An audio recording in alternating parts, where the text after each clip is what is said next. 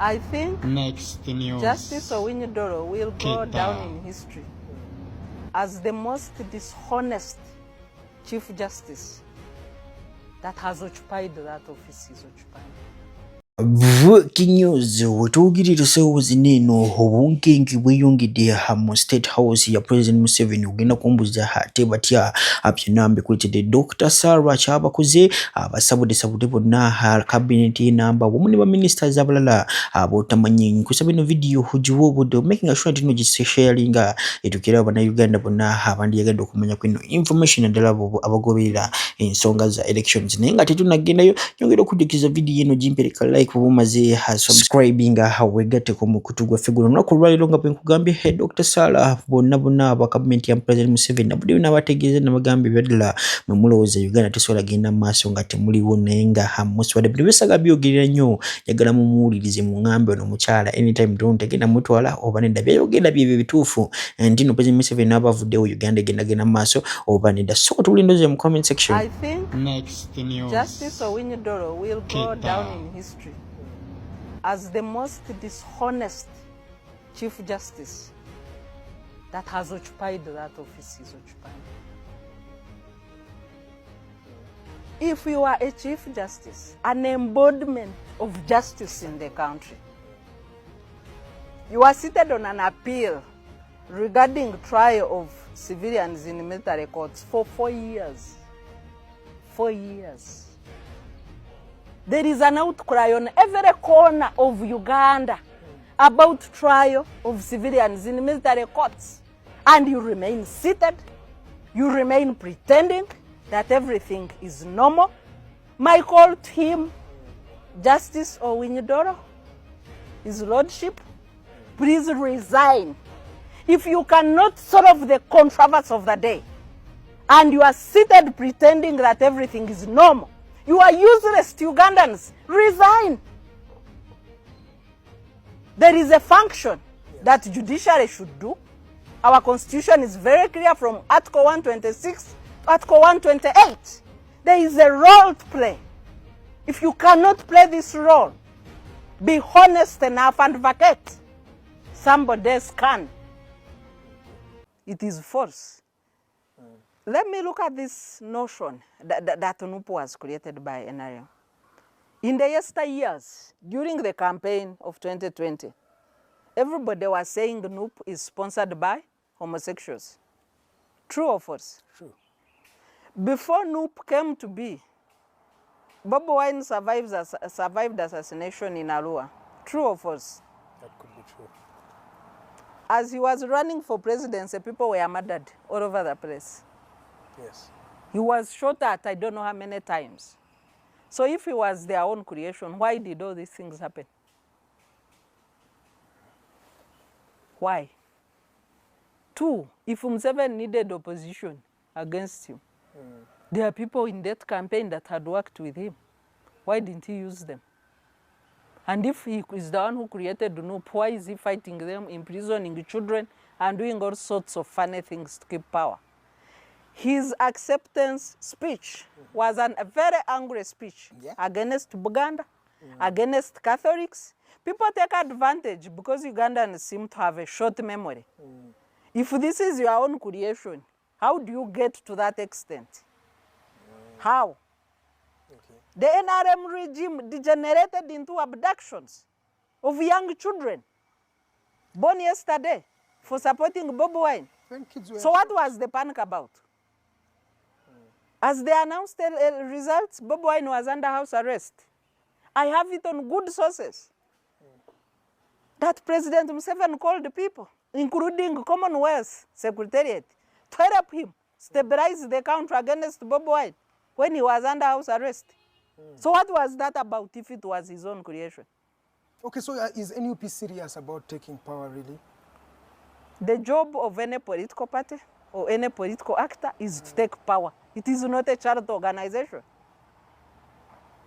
Some people see it as that. They are saying that... No, that's their ignorance. Let's not ride on ignorance. Okay. Because why they say that is that Mr. Olutalo lw'omusajja mukulu amanyikiddwa nga Sewungu ne Frank Gashumba gukyagendera ddala mu maaso. Njagala obiwulirize awo tumwe tuyongereyo ongambe guli ku sayidi yani Frank Gashumba oba Sewungu oba bonna tebikukwatako kubanga ba NRM.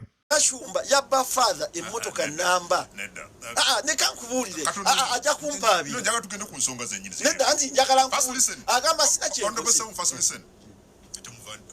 so what Sewungu nze namuleta z'omukubamu wagira 2011 nga teri muntu amanyi Sewungu endo songa kumulekera gamba oyo nerinnya lye ndio ampabiri au wenjagala ampabiri muvumyeko muvwadde 2011 ngensi yo natemanyi Sewungu I believed in it kakati chenjagala nkolekitinge olimbira chenjagala nkolekitinge nzali yali tamanyi Sewungu naberanga ku mambo bado nali musomesa ku Shimoni nali dinga demonstration mu Kampala ez'abasomesa emisala nali nkulira abasomesa ba Kampala Muganda National Teachers Union nze yatamanyidwa Gashumba olwokuba yakola obubbi nze nali manyidwa mu line ya bubbi Gashumba yande njagala netasingisibwa ng'omusango mubbi mufere mutakuzagize nali mweyimiridde no you were member of parliament honorable nkidamu nze njogera okumweyimirira nkidamu mubbi bwe no second honorable omuntu bwe yayimira kiba kitegeeza nti koti emusalidde omusango of course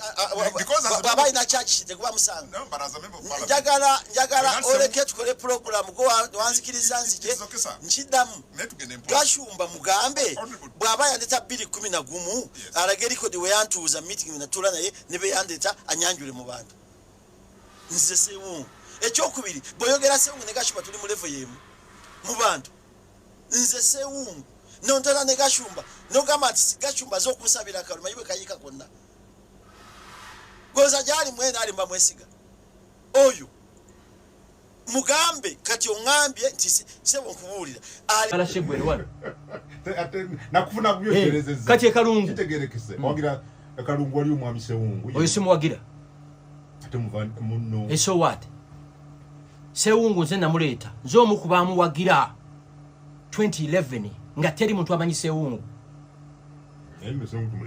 lindako oyo nerinnya lye ndio ampabire muvumyeko muvwadde 2011 ngensi yo natemanyi Sewungu I believed in him ne muwagira owulira n'abaera ku bisanja bya DP ebisanja bibiri kati agamba yala kyakuna Sewungu kike walese mu parliament yalo kunonayo simuwagira mbuza lwaki Sewungu tawagira nkulakulana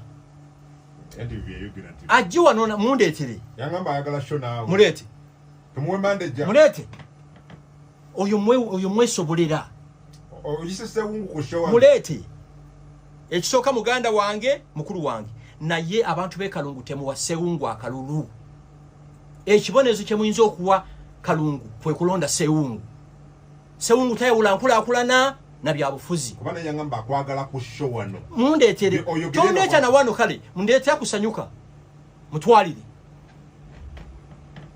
tawagira nkulakulana Sewungu andagayo project yemu jalese waffe taleta nga wadde na project ya Kamasuka messe akakwate messe ebisanje bisatu Sewungu buli mwezi aba afuna milioni 45 musala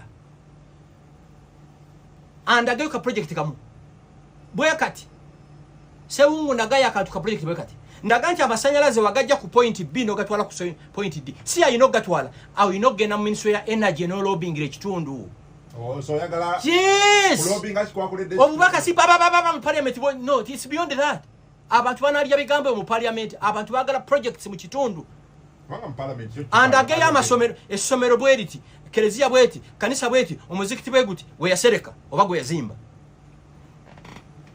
yes yakujja atenze nkubulya kubanga mumanyi gonya bwe gama tengegezi wedi mu nyanja gikakase kwa jebeera yankubira kusimu anaga kongo mundetere njagala mwami Gashumba byabyokerenga atude mu maaso amundetere andageyo ka project kamu